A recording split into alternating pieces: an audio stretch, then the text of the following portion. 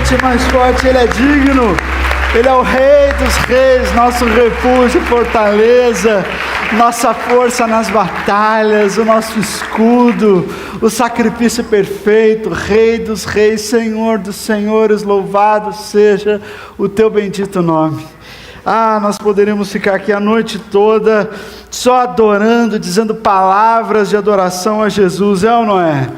Que maravilhoso, como é bom estar na presença de Deus e junto com os anjos louvar o nome daquele que é digno, como isso dá significado à nossa alma, nos enche por dentro, nos enche de alegria, de vigor.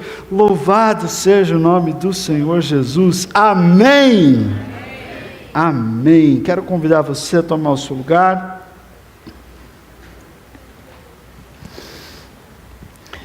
Graça, misericórdia e paz do Senhor Jesus, amém? Amém. Queridos, nós nessa noite vamos dar continuidade à nossa série de pregações sobre o Sermão do Monte. E eu tenho uma triste notícia para você, que pelo menos para você que está gostando da série, né? Quem aqui está gostando da série, sendo abençoado por estudar o Sermão do Monte? Glória a Deus, eu também. Mas domingo que vem são os 2 últimos episódios dessa série. E fala mais forte, assim, para a gente se sentir amado. Obrigado, gente.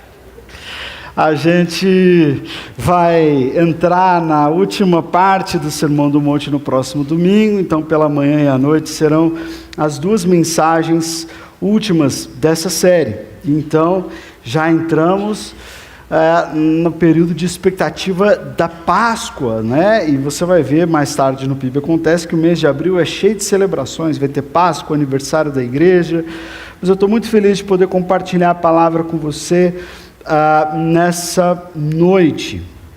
E eu quero convidar você, nós vamos ler Mateus 6, a partir do versículo 25 até o versículo 34. Nós não vamos ler agora, mas você já deixa a sua Bíblia aí aberta, que nós leremos em sequência.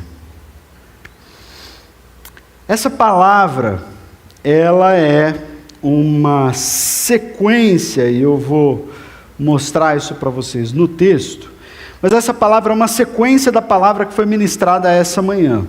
Então, para entender melhor o que nós vamos falar aqui, você tem que ter ouvido o pastor Paulinho na mensagem, na palavra tremenda que ele trouxe para nós essa manhã. Se você não veio essa manhã, então você tem tarefa para casa, você vai chegar em casa e colocar lá no YouTube da Primeira Igreja Batista de Maringá, Primeira Batista de Maringá, está lá o culto matutino, você ouve a palavra, e aí depois você vai remoer um pouquinho, você vai ruminar um pouquinho, isso que nós vamos falar aqui, aí vai fazer mais sentido para você, porque a palavra dessa manhã falava bastante sobre aonde está o nosso coração, onde nós depositamos a nossa confiança, se em nós mesmos, se nos bens que acumulamos, se na nossa própria saúde, na nossa força de trabalho, em que você confia para dar sustância à sua jornada aqui na terra. Em quem você confia? Onde está o teu tesouro? Porque onde estiver o teu tesouro, ali também estará o seu coração. E nós falamos sobre acumular tesouros na terra, acumular tesouros no céu, e pessoas que acumulam para si muitas coisas, achando que essas coisas darão a elas segurança, alguma garantia de futuro, mas na verdade a única garantia de futuro que nós temos é a melhor de todas, é a salvação em Jesus Cristo. Se Jesus Cristo ressurgiu dos mortos, então a nossa fé nele não é vã e nós temos esperança para essa vida e para a próxima. Amém? E nenhum dinheiro no mundo, nenhuma mega da virada vai trazer mais segurança para uma pessoa que está ancorada em Cristo Jesus. Aleluia! Então, você já abriu aí o seu texto. Antes de nós entrarmos, eu gostaria de contar uma história para vocês, que tem a ver com a nossa reflexão dessa noite. Em 1527, pouco tempo depois que já havia acontecido a reforma protestante ou a reforma luterana na América, a cidade alemã de Wittenberg, que foi o epicentro dessa reforma luterana, ela foi atingida por uma terrível epidemia de peste. Nós passamos alguns anos atrás pela Covid, e nós nos lembramos muito bem que em pleno século XXI o mundo entrou em polvorosa, em ansiedade, em desespero, não é verdade? E o mundo mudou bastante desde então. Imagina em 1527, com muito menos acesso à saúde, muito menos acesso à ciência, como que devia estar o coração dessas pessoas passando por uma epidemia de peste. Quando você era infectado, era praticamente certeza que você não sobreviveria, e milhões de pessoas morreram por essa epidemia de peste que aconteceu na Alemanha, em Wittenberg, em 1527. Nesta ocasião, as pessoas estavam fazendo aquilo que muitos fizeram, Medo tomando conta da cidade, as pessoas abandonando as suas propriedades, saindo das suas casas, pessoas fugindo para o campo, acreditavam que era a única forma de sobreviver àquela terrível praga o mais rápido possível. Entre os moradores dessa cidade estava o reformador Martinho Lutero. Alguns amigos, discípulos, alunos de Martinho Lutero, suplicaram que ele deixasse Wittenberg, que ele também buscasse socorro e abrigo em algum lugar, para que ele não fosse acometido daquilo. Afinal de contas, ele era um líder importante naquele momento que era inédito do ponto de vista religioso, histórico, e as pessoas então pediam para que Martinho Lutero saísse da cidade para preservar a sua vida. Mas Lutero decidiu permanecer. Ele acreditava que, como pastor, ele devia cuidar das pessoas naquele momento. Olha que interessante. O bom pastor dá a vida pelas suas ovelhas. Acho que Lutero aprendeu muito bem. E ele não só ficou em Wittenberg, mas a sua antiga casa, o antigo mosteiro de Wittenberg, ele o transformou numa espécie de hospital de campanha. E recebia os doentes dentro da sua casa, dentro daquele mosteiro, e ali cuidava das pessoas, limpava as suas feridas, ficava em contato direto com os doentes. Nessa época, a sua esposa, Catarina von Bora, estava grávida, inclusive. E as pessoas falavam assim: Lutero, mas você não pode fazer isso, você está caminhando para a morte. Mas foi nesse contexto de medo e incerteza que Lutero escreveu um dos hinos mais conhecidos da história da igreja, chamado Castelo Forte. Nesse hino ele declara: Castelo forte é o nosso Deus, espada e bom escudo. Não era um tempo seguro, não era um tempo previsível, mas Lutero havia descoberto algo que Jesus já havia ensinado séculos antes. A segurança do cristão não está na estabilidade do mundo, mas na fidelidade do Pai. A segurança do cristão não está na estabilidade do mundo, mas no caráter do Pai, mas na fidelidade do Pai. Isso é tão importante. Olha só para o momento que nós estamos vivendo hoje. Nós falamos da pandemia, mas hoje nós estamos passando por um momento de muitas incertezas, sim ou não? Acho que sim. Mas é impressionante.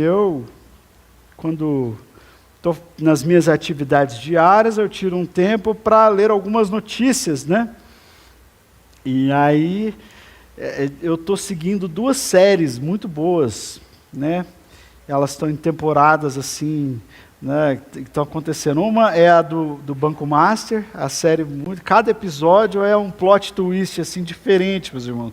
É fantástica essa série. E a outra da guerra no Irã. né? São dois acontecimentos que estão prendendo os nossos olhos nas telas, mexendo com o nosso coração, mexendo com os nossos ânimos. Cada dia um capítulo novo, um desdobramento novo, um nome novo que aparece nos escândalos de corrupção, e a gente fala assim: meu Deus, o Brasil vai quebrar. O Brasil vai quebrar e isso vai acontecer, e pessoas dos três poderes estão envolvidas nesses escândalos bilionários, né? E nós, como pessoas que clamam pela justiça de Deus, que Deus faça justiça, nós oramos dizendo: Deus, põe luz, põe a luz nas trevas, e quem tiver que ser exposto, que seja, em nome de Jesus, mas cura a nossa nação. Nós oramos assim.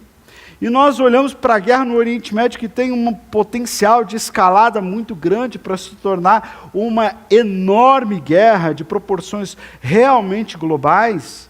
E nós oramos: Senhor, em nome de Jesus, oramos para que o Senhor, de uma maneira sobrenatural, possa dar fim a esses conflitos, para que possa dar fim a essas tensões que ameaçam não só a vida dos líderes que decidem entrar nesses conflitos, mas de pessoas inocentes que estão em tantos países diferentes. Então nós vivemos nesse período de incerteza e precisamos nos lembrar da composição de Martinho Lutero, que num tempo de incerteza confiava na fidelidade do Pai, porque sabia que Ele é castelo forte, onde nós podemos nos abrigar. Amém? Então, nesse texto, Jesus, ele vai falar conosco sobre ansiedade. Ansiedade. Desde o início, eu já quero fazer uma distinção, porque quando nós falamos sobre ansiedade, nós falamos tanto sobre um sentimento humano que é comum, e é sobre isso que Jesus está falando aqui, mas existe também uma ansiedade patológica, né? E eu não estou dizendo que a pessoa que sofre com crises de ansiedade ou depressão é falta de fé, é falta de oração, de maneira nenhuma. Que em nome de Jesus o Senhor toque no seu coração, trazendo cura através de um toque sobrenatural ou de um tratamento maravilhoso que você pode fazer com um profissional da saúde. Não é a mesma ansiedade. Nós estamos falando aqui das ansiedades patológicas, mas da ansiedade que muitas vezes toca o nosso coração. John Stott, ele fala que esse texto aqui de Mateus 6 é visto por muitas pessoas como se Jesus estivesse dando apenas conselhos sobre preocupação, para não ficar tão preocupado ou menos preocupado, mas o texto começa com uma palavra muito importante, e eu quero chamar a sua atenção lá para a primeira expressão do versículo 25. Ele começa dizendo: por isso. Tá certo? Está assim na sua Bíblia? Aqui está portanto, né? Portanto, ou por isso. Olha, nós estamos com a mesma versão com a NVI, só que essa NVI está mais nova, mais contemporânea, mudou até o por isso de portanto. Eu gosto do portanto. Portanto, e eu já ensinei aqui de púlpito, e vocês já devem ter aprendido nesse momento, que quando um texto começa dizendo, portanto, o que isso significa? Que o texto não está começando, o texto está terminando, porque nenhuma conversa começa com portanto, né? Você não chega para a pessoa que se encontra na rua, você fala assim, logo, né? Oi, querido, por isso, não, isso é uma conclusão. Por isso que é tão importante você ler o texto que está mais acima, porque o que nós vamos ler agora é a conclusão de tudo aquilo que o Senhor Jesus disse nos versículos anteriores. Mas vamos ler então o texto. Ele diz: por isso, digo a vocês que não se preocupem com a própria vida, quanto ao que comer ou beber, nem com o corpo, quanto ao que vestir. A vida não é mais importante do que a comida, e o corpo mais importante do que a roupa? Observem as aves dos céus. Não semeiam, não colhem, não armazenam em celeiros. Contudo, o Pai Celestial de vocês as alimenta. vocês não têm muito mais valor do que elas? Quem de vocês pode, por mais que se preocupe, pode acrescentar 1 hora que seja a sua vida? Por que vocês se preocupam com as roupas? Vejam como crescem os lírios do campo. Eles não trabalham, não tecem. Contudo, eu digo a vocês que nem Salomão, em todo o seu esplendor, vestiu-se como um deles. Se Deus veste assim a erva do campo, que hoje existe e amanhã é lançada no fogo, não vestirá muito mais a vocês, homens de pequena fé? Portanto, não se preocupem dizendo: o que comeremos, o que beberemos, o que vestiremos? Pois os gentios é que correm atrás dessas coisas. Mas o Pai Celestial de vocês sabe que vocês precisam delas. Busquem, pois, em primeiro lugar o reino de Deus e a sua justiça, e todas essas coisas serão acrescentadas a vocês.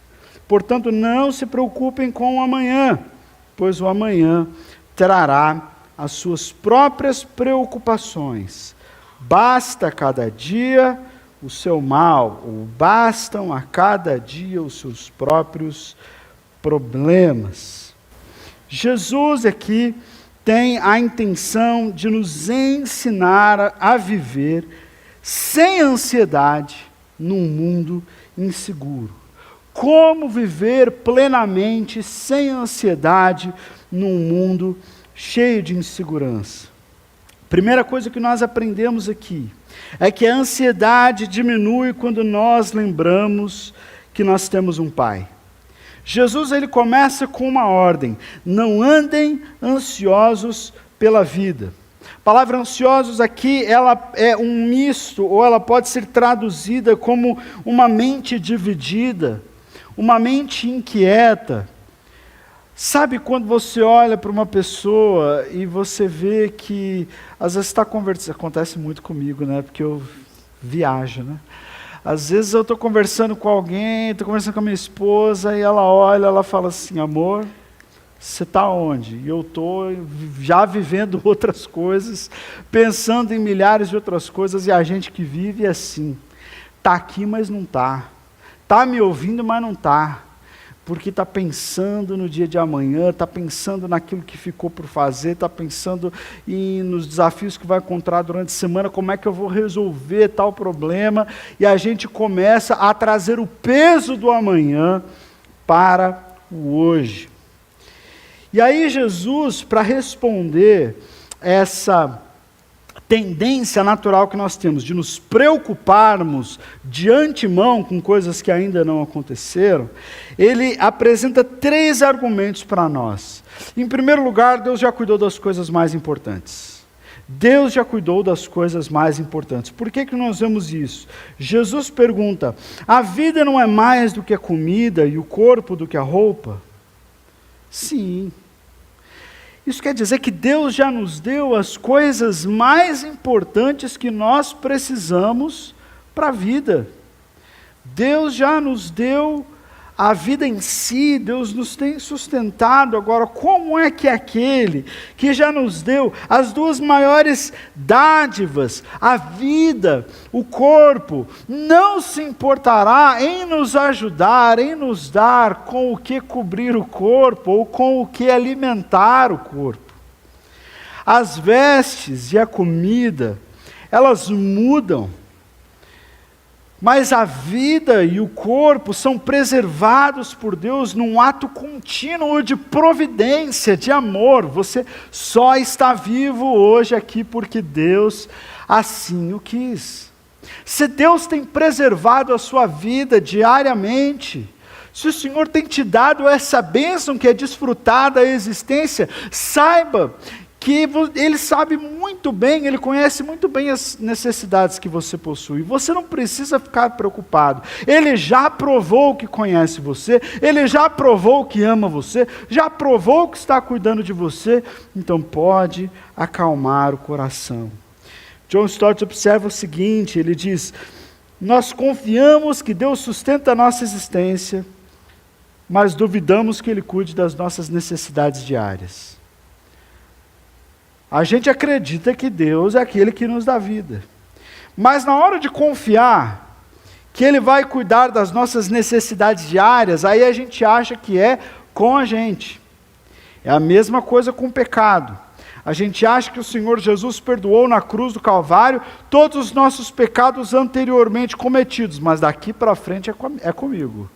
Eu que tenho que preservar minha vida santa, porque o meu pecado agora não está perdoado, né? Porque foi depois da cruz. Não tem nada a ver, o Senhor continua cuidando de nós. O perdão do Senhor Jesus é para os nossos pecados antigos, presentes e futuros. Ele é completo. Da mesma forma que a graça de Deus, a providência, essa é uma palavra teológica importante, a providência de Deus não se ausenta, não se aparta de você. E se Ele já te deu aquilo que você não poderia conquistar, para que se preocupar? Para que duvidar que aquele que já sustenta a existência não vá suprir as suas necessidades básicas? Aqui, é claro, quero fazer uma outra ressalva, porque há o outro extremo, né? O outro extremo são as pessoas assim que falam assim, não, então eu não vou trabalhar. Como eu falei do pecado, havia esse grupo também, né? Então, já que a graça de Deus se aperfeiçoa na minha fraqueza, né, nos meus pecados, então eu vou pecar mais para que a graça seja ainda mais abundante. Entendeu errado. E se você está dizendo que eu estou falando aqui para você não se preocupar, que Deus vai fazer aparecer assim na sua porta uma cesta básica do nada, né, sem você precisar se esforçar, trabalhar por isso. Não é isso que eu estou dizendo, meus irmãos. Paulo, inclusive, orienta a igreja aos Tessalonicenses, onde havia algumas pessoas que tinham essa postura, sabia? Eles falavam assim, bom, Jesus vai voltar daqui a pouquinho. Vai voltar logo. Então, para que trabalhar? Não é verdade? Não, vamos que só ficar aqui na igreja, levanta as mãos, ora, não vamos trabalhar. E Paulo fala, aquele que não trabalhar, que não coma. Foi até bem duro. Não pode ter preguiçoso no meio do povo de Deus. Então, Jesus não está dizendo que você não deva ser uma pessoa empreendedora, um bom trabalhador, buscar boas oportunidades no mercado de trabalho, se qualificar, estudar, fazer uma faculdade. Não, eu não vou fazer nada dessas coisas porque o meu pai que me deu a vida, me deu o corpo, ele vai me dar todas as coisas que eu preciso. Aí você vai para o sol e fica tentando fazer fotossíntese, né? Se alimentando da energia solar e daqui a pouco você vai acabar sendo internado, né? Desidratado e fraco, mas não é isso que Jesus está dizendo. O segundo exemplo que Jesus nos dá é não só que Ele já cuidou das grandes coisas, mas Ele cuida de coisas que a gente nem percebe. Porque a vida, o corpo que nós comemos e vestimos, essas coisas são coisas importantes para nós, a gente percebe quando há provisão divina. Nós agradecemos ao Senhor, essas coisas são perceptíveis a nós. Mas aí, Jesus começa a falar de coisas que não são tão perceptíveis. E que mesmo não sendo perceptíveis a nós, Jesus continua cuidando delas. E aí ele fala do exemplo das aves. Olha as aves dos céus. Elas não plantam, não colhem, não armazenam, mas mesmo assim Deus as alimenta. Isso não significa que as aves não ficam voando o dia inteiro procurando alimento. Elas fazem isso. Mas elas vivem sem ansiedade. Jesus pergunta, vocês não têm muito mais valor do que as aves? Eu lembro de ter ouvido uma história que me marcou profundamente, de um pássaro, que com certeza era um pássaro evangélico, apesar de não parecer, porque era um urubu. E o urubu tem a ver com Flamengo, aí fica um negócio meio... De um urubu que acordou assim, um coração pesado, falou assim, meu Deus, eu tenho que alimentar meus filhotes, eu tenho que né, eu tenho toda aqui a minha ninhada, e como é que a gente vai fazer? E aí ele saiu de casa, e de repente ele passou numa sacada de um prédio, aqui em Maringá isso aconteceu, tá, gente? É história verídica. Passou numa sacada e viu 1 quilo de carne, assim, na sacada, para ele. E ele ouviu uma voz do céu. Ouvindo, este é o meu filho amado, em quem me comprazo. E aquele urubu passou muito rápido, levou aquele quilo de carne embora e voltou louvando ao Senhor, na língua que os urubus louvam, não sei qual é. Mas chegou em casa e falou, irmão, depois na igreja dos urubus ele deve ter dado testemunho. O Senhor entrou com providência, essa semana foi a semana da minha vitória. Mas para quem não conhece essa história, aconteceu com o pastor Paulinho, né, Paulinho? Paulinho já contou aqui na igreja que uma vez deixou 1 quilo de carne para descongelar perto ali da janela, de repente, na hora que ele olha, o urubu está indo embora com o quilo de carne dele. Glória a Deus, olha Deus alimentando os pássaros. Acho que não foi o primeiro sentimento de gratidão que teve no teu coração, não, né? Mas Deus alimenta os pássaros. E a gente não percebe isso. A gente passa por eles, aqui na igreja a gente até percebe mais, né? Porque tem, aqui é o Parque das Aves, porque tem quero-quero, tem coruja, tem de tudo aqui pertinho, né? Aqui da nossa igreja, é maravilhoso. Mas no nosso dia a dia você não se preocupa com o que está acontecendo com os pássaros, você nem percebe, você nem se lembra que existem pássaros, a não ser que algum deles marque o seu carro, né? Ou pior ainda você, né? Mas a gente nem se lembra dos pássaros. E de repente o Senhor Jesus está chamando a atenção, fala assim, vocês não percebem, vocês não prestam atenção, mas a minha providência está em tudo. A minha providência está em todo lugar. O meu amor está alimentando até os pássaros que vocês nem se lembram da existência deles. E depois Jesus vai para um outro exemplo e fala, olhe para as flores. A gente não, no nosso dia a dia, é raro a gente parar para ficar admirando planta, admirando flor, salvo aqueles, né, que gostam muito e fazem da sua casa um mini jardim botânico, né, e aí tem que ficar regando tudo ali e fica olhando as plantas, mas normalmente, principalmente esse povo aqui do deserto, não era o povo que parava para ficar admirando flor ou admirando planta. E Jesus fala, olha para os lírios do campo. Eles não tecem, eles não trabalham, mesmo assim, a beleza deles é maior do que a beleza do próprio rei Salomão em toda a sua glória. Porque enquanto Salomão vestia vestes reais feitas por mãos humanas, os lírios eram vestidos pelas próprias mãos divinas. Olha que maravilhoso. Eu não sou um cara de planta, assim, não sou muito. Acho que até comigo até planta de plástico morre fácil, né?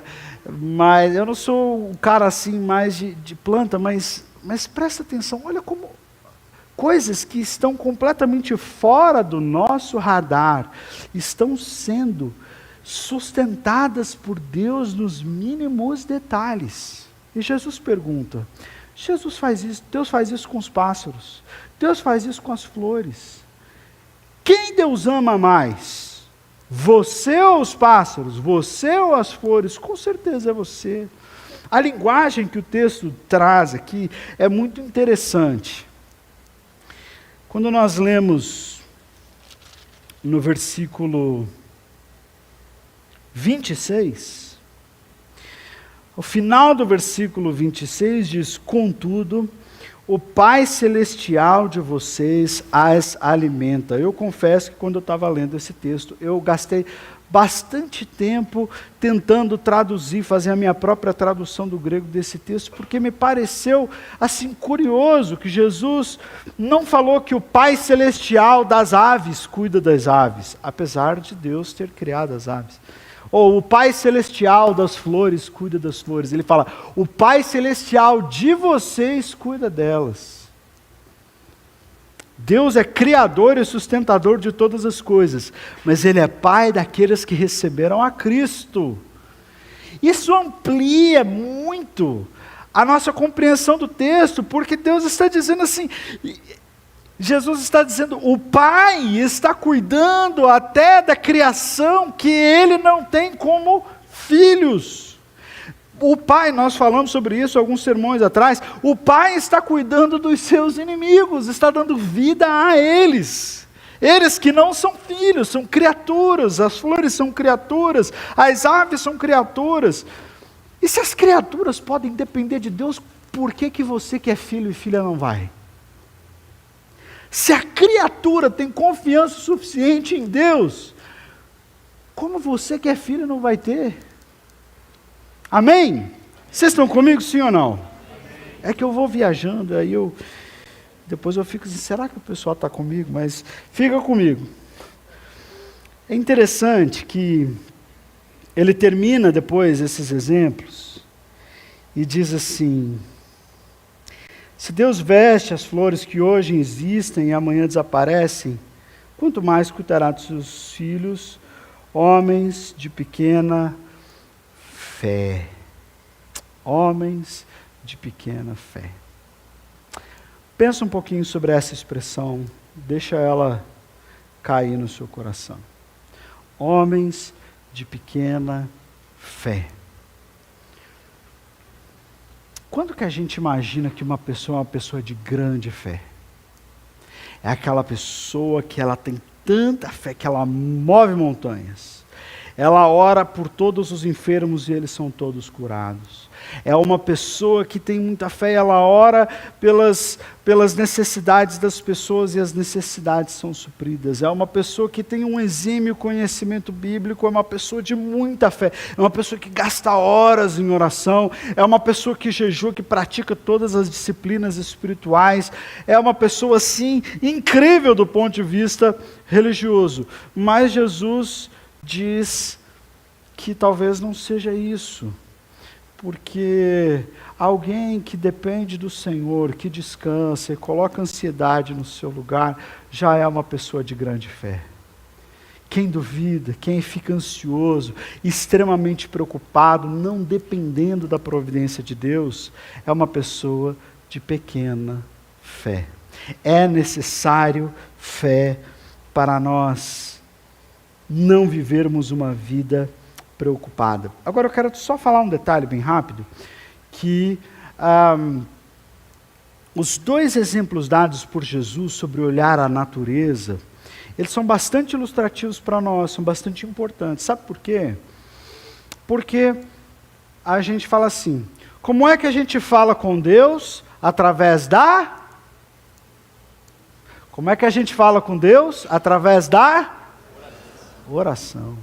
Como é que Deus fala conosco? Através da palavra. Mas aqui Jesus está falando, olha, se vocês pararem para olhar a natureza, vocês podem tirar algumas conclusões importantes sobre quem Deus é.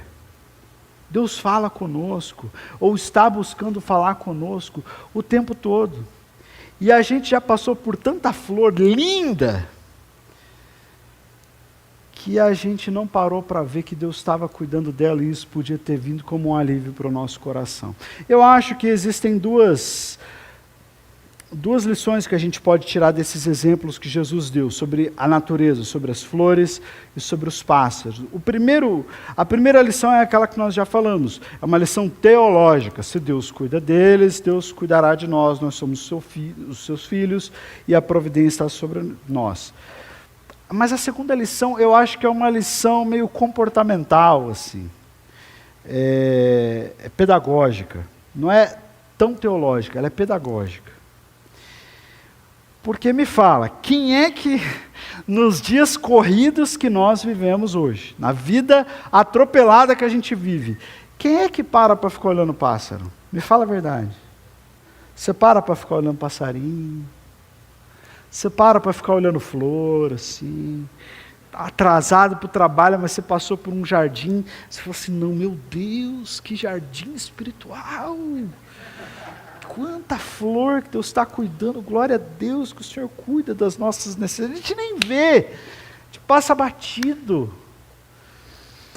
E talvez parar para contemplar, parar para usufruir, sair da correria, desligar o telefone, ou a televisão, ou o que seja, sair do burburinho, ter um tempo a sós com Deus, no silêncio, a disciplina espiritual da solitude, da meditação, você vai começar a perceber algumas coisas, como que Deus está cuidando do mundo. Você parou, mas o mundo continua sendo cuidado por Deus. Então eu acho que essa instrução de Jesus para olhar os pássaros e para olhar as flores, ela é válida de duas maneiras para nós.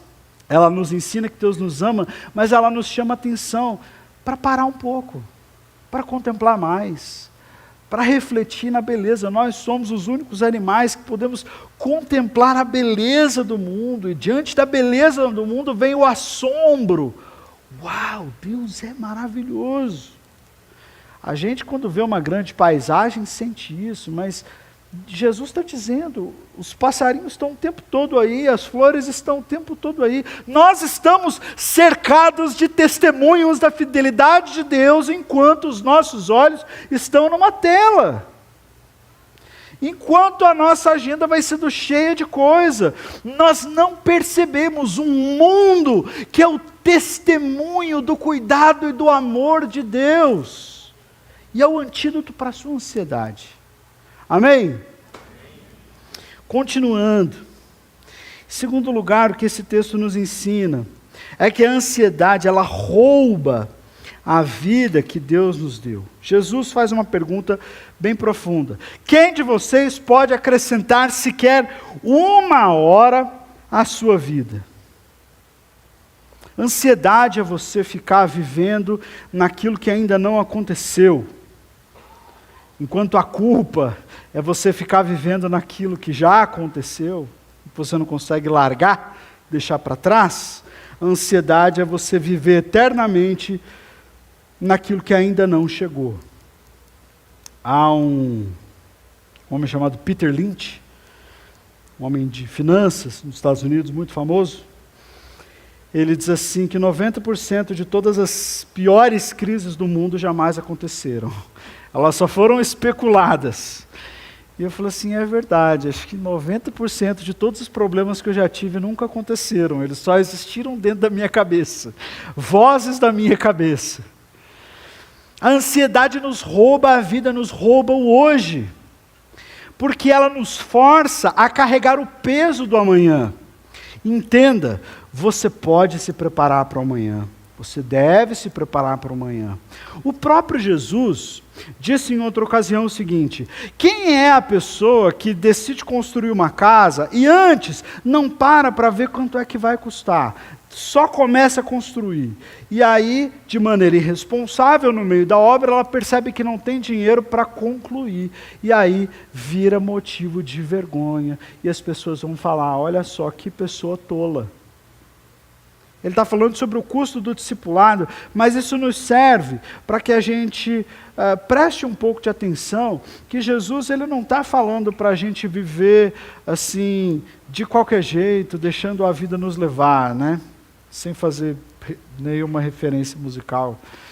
Mas não é isso que Jesus está propondo. Sim, nós precisamos pensar no amanhã, precisamos nos preparar, precisamos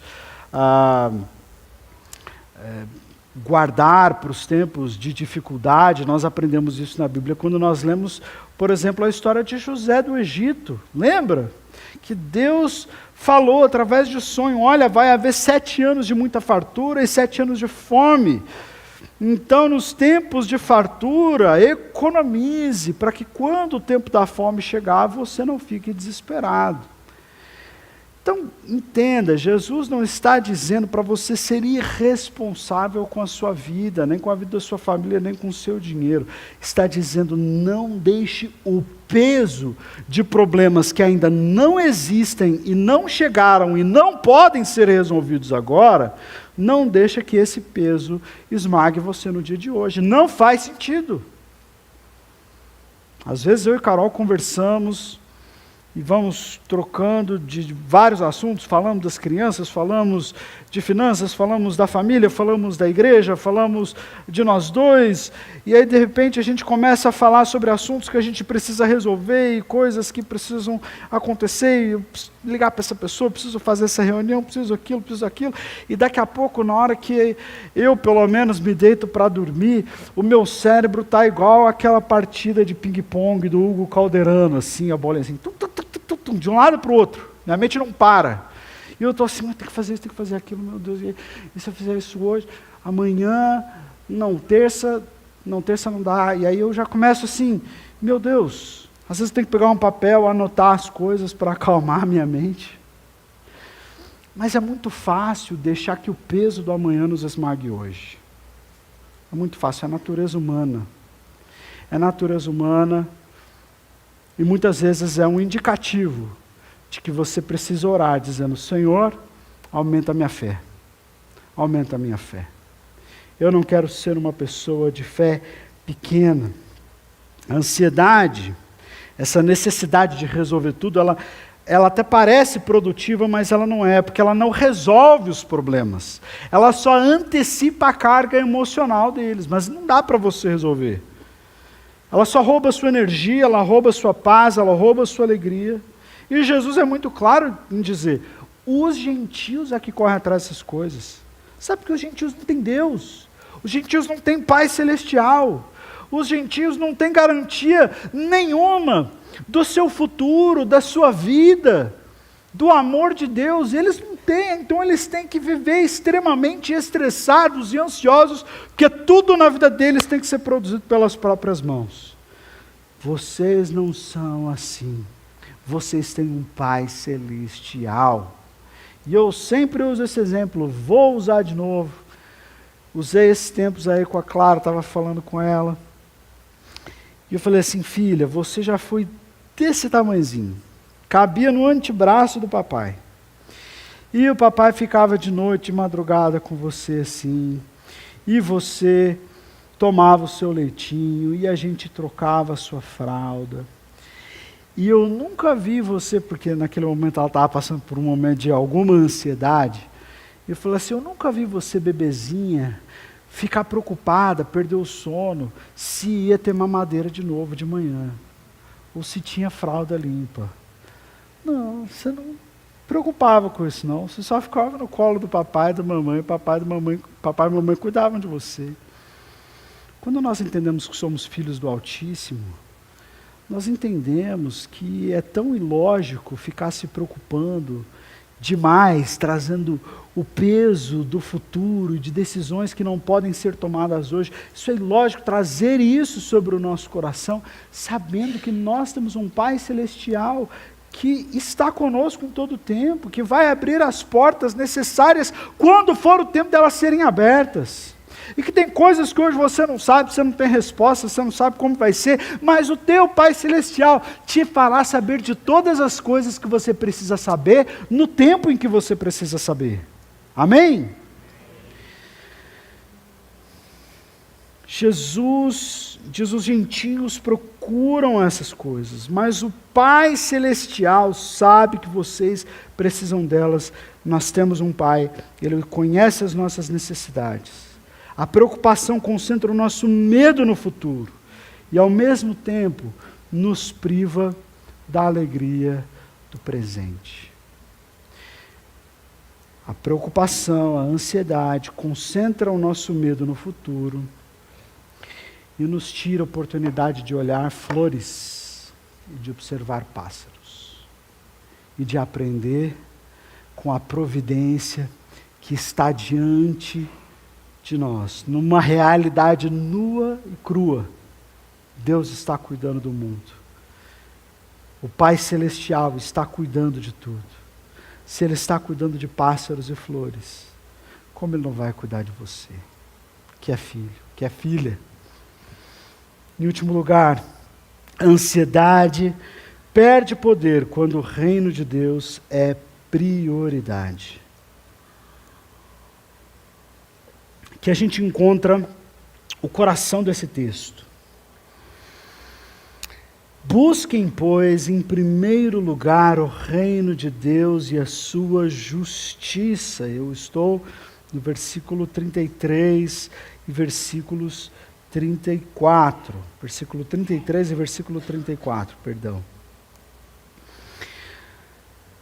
Eu uso muito para estudar, para me aprofundar um pouco mais no texto, alguns comentários. Eu tenho alguns comentários de preferência para o Sermão do Monte. Eu tenho 2 comentários, do John Stott e do Martin Lloyd-Jones.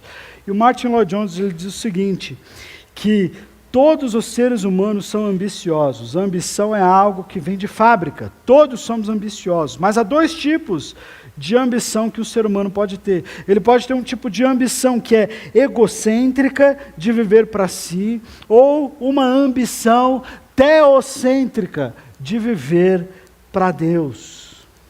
O que significa buscar o reino de Deus? Significa submeter ao controle de Cristo a nossa vida, família, o nosso papel, aquilo que fazemos para Deus, seja numa comunidade de fé ou no próprio mundo. Buscar a justiça de Deus significa viver de modo que Cristo governe pelo menos um espaço dessa existência através de você. Que o reino de Deus se manifeste na terra, ao menos um pouco, através de você, quando você fala, ou pela maneira que você trata as pessoas, ou como você trabalha, como você lida com o seu recurso, ou quando você é generoso. Quando essas coisas acontecem, o reino de Deus vai tomando forma. E deixa eu dizer uma coisa para você, quando uma pessoa que não conhece Jesus, jamais conheceu Jesus, jamais entrou numa igreja evangélica, ela entra por essas portas e ela vê pessoas se abraçando, ela vê pessoas rindo umas com as outras e compartilhando a vida, ela vê pessoas que são generosas e que investem em missões para que gente que elas nunca vão conhecer na vida ouçam o evangelho. Essa pessoa, ela olha e fala assim, eu nunca vi isso na vida, eu nunca conheci gente assim, eu nunca conheci gente que pensa tanto nos outros, ou que é desprendido, é liberal na sua generosidade para abençoar outras pessoas, gente que se abraça, tantos amigos, tanta gente diferente, de todas as idades, de todas as cores de pele possíveis, estão todas juntas. Isso é maravilhoso, entende? Quando nós vivemos assim, o reino de Deus está tomando forma e se tornando visível para as pessoas. Jesus fala, preocupem-se com isso. Preocupem-se, busquem o reino de Deus e a sua justiça. E todas as demais coisas vos serão acrescentadas. Mas preocupem-se com o reino. Fazer uma distinção. A igreja é o reino de Deus. A igreja é uma expressão, ou deve ser uma expressão visível do reino de Deus. Mas a igreja não é em si o reino de Deus.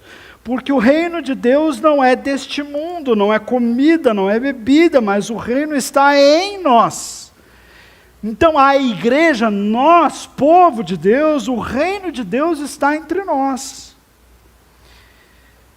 Então, buscar a justiça em primeiro lugar, buscar o reino em primeiro lugar, não é se afundar em muitas atividades na igreja, achando que se eu ficar na igreja de segunda a segunda, participar de 297 ministérios, tiver 400 reuniões ministeriais por semana, eu estou buscando o reino de Deus e a sua justiça em primeiro lugar. Não, em primeiro lugar eu aprecio o seu coração. Se você faz tudo isso, você deve ser uma pessoa que ama muito a Jesus. Mas buscar o reino de Deus e a sua justiça não está falando de tempo dedicado de agenda. É claro que quem ama Jesus e busca o reino vai participar e vai colocar os seus dons e talentos à disposição do Senhor, mas buscar a justiça do reino fala também de nós olharmos para aqueles que não estão aqui dentro, de nós sentirmos a dor que o coração de Deus sente por pessoas que são oprimidas, rejeitadas, pelo pobre, pelo aquele que está nu, aquele que está faminto, por aquele que está no leito do hospital, por aquele que está encarcerado.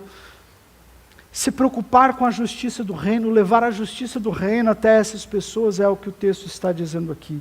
Fala sobre generosidade, sobre manifestar os valores do reino de Deus. E essa justiça inclui uma justiça pessoal, inclui justiça moral, inclui justiça social, sim. Deus deseja que a sua justiça seja visível no mundo por meio do seu povo. E Jesus conclui com essa promessa: todas as coisas, estas coisas, lhes serão acrescentadas. Então eu vou buscar o reino de Deus e a justiça, e vou fazer milhares de coisas na igreja, porque Jesus falou que se eu fizer isso, as outras coisas vêm de lambuja. É ou não é? Aí eu não vou. Aí eu vou colocar Deus contra a parede. Falou: Deus, como eu sou teu servo. Eu sou tua serva, porque eu faço isso, porque eu faço aquilo, porque eu isso, porque eu aquilo. Como que o Senhor me deixa passar por essa necessidade? O Senhor sabe tanto que eu queria um iPhone 17, que humilhação do inimigo sobre a minha vida eu não ter. Eu faço tanto pelo Senhor, eu exijo. Já vi muito isso, vemos muito isso nas igrejas. Não é assim que funciona, não é essa lógica. Jesus não está dizendo que todas as coisas do mundo, todas as riquezas do mundo lhe serão dadas. Ele está falando todas estas coisas. Quais estávamos falando? Comida, bebida, roupas, alimento, justiça. Essas coisas, a providência de Deus. E é claro, meus irmãos, muito mais do que todas essas coisas nós já recebemos em Cristo, temos a vida eterna, em breve estaremos lá com Ele. E quando entrarmos por aquelas portas, veremos que toda a riqueza desse mundo e tudo pelo que a gente se preocupou, não dá nem a unha, não é nada, perece, como o pastor Paulinho pregou essa manhã, o ladrão rouba, a ferrugem consome, a traça come, mas Deus está preparando para mim e para você que o amamos acima de tudo e confiamos nele, um tesouro no céu, que é incorruptível. Amém? Por isso Jesus ele termina dizendo exatamente isso. Não se preocupem com o dia de amanhã. Cada dia tem os seus próprios desafios. Nós não precisamos carregar o peso de um amanhã que ainda não chegou. Não precisamos carregar o peso de um amanhã que ainda não chegou. Podemos nos preparar para esse amanhã, podemos orar por esse amanhã, podemos consagrar esse amanhã. Mas o peso de carregar o amanhã que ainda não chegou, isso nós não precisamos fazer. Já estou finalizando, mas para concluir eu quero dizer uma coisa para você. Infelizmente, o mundo continuará inseguro. O mundo continuará inseguro. Quando nós lemos as Escrituras, é claro que nós oramos para que a paz de Deus se manifeste na nossa nação, na nossa casa, no mundo.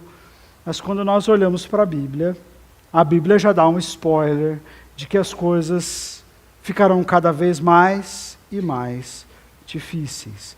Eu não quero te desanimar, não. Muito pelo contrário, eu quero te animar. Você é filho do Pai Celestial. A providência está sobre você. O seu Pai cuida de você. Mas se nós olharmos para a palavra, nós vamos perceber que o mundo vai de mal a pior. Alguém já disse que a pior crise do Brasil é sempre a próxima, né? que a gente já viveu tantas. Essa é a maior crise do Brasil, essa é a maior crise do Brasil. Agora não, agora com certeza a gente está vivendo a maior. Aí alguém falou, não, a maior é sempre a próxima. O mundo continuará um lugar inseguro, haverão guerras e rumores de guerras. Nosso coração precisa estar preparado, consciente de quem nós somos, de quem é o nosso Pai Celestial e que Ele cuida de nós. Senão, nós vamos ficar igual àqueles que não conhecem o Senhor Jesus. Com a nossa fé oscilante, com o nosso ânimo oscilante e com a ansiedade do amanhã, esmagando o nosso presente. As incertezas virão, as dificuldades virão, mas lembre-se que disse Lutero lá em Wittenberg: a segurança do cristão não está na estabilidade do mundo, mas na fidelidade do Pai. Amém? A segurança do cristão não está na estabilidade do mundo, está no caráter, está na fidelidade do Pai.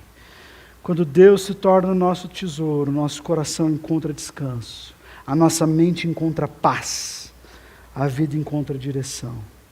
Então a gente descobre algo que é lindo e ao mesmo tempo libertador. Quando confiamos no cuidado do Pai, podemos viver um dia de cada vez, porque tem um Pai no céu. Quem tem um Pai no céu não precisa viver como escravo do amanhã. Amém? Quero convidar você a fechar os seus olhos. Gostaria que você dedicasse alguns segundos para pensar. Será que você tem vivido uma vida cheia de ansiedades? Será que você tem vivido esmagado pelo peso do dia que ainda não chegou? E pelos problemas que ainda não chegaram? E que talvez nem chegue?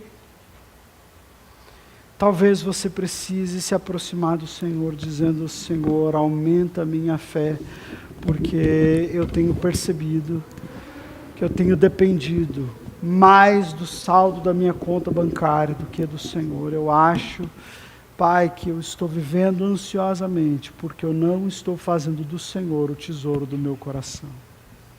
Feche seus olhos, vamos orar comigo. Pai querido, eu te louvo, te agradeço, te bendigo, Senhor, por essa palavra. Pai, quantos de nós vivemos esmagados pelo peso do amanhã, de modo que não conseguimos olhar para os pássaros e para as flores e ver que a providência do Senhor está ao nosso redor o tempo todo, em todo lugar existem sinais. O Senhor está nos mostrando o quanto o Senhor nos ama, o quanto o Senhor cuida de nós. Nas horas em que nós permanecemos dormindo, as batidas do nosso coração, o ar que inspiramos, todo o drive neurológico para continuarmos vivos vem do Senhor. E o Senhor nos ama. Pai, quantos de nós nessa noite, inclusive eu, precisamos orar dizendo: Senhor, aumenta a nossa fé. Aumenta a minha fé, Senhor, porque às vezes eu me vejo dependendo mais de circunstância do que da Tua fidelidade, do Teu caráter. Eu fico desesperado, Senhor, tantas vezes, ao ver situações para as quais eu não tenho resposta, e me esqueço de que o Senhor tem resposta para tudo, e que eu posso depender do Senhor, eu posso descansar, eu posso me acalmar, como filho se acalma no colo do Pai.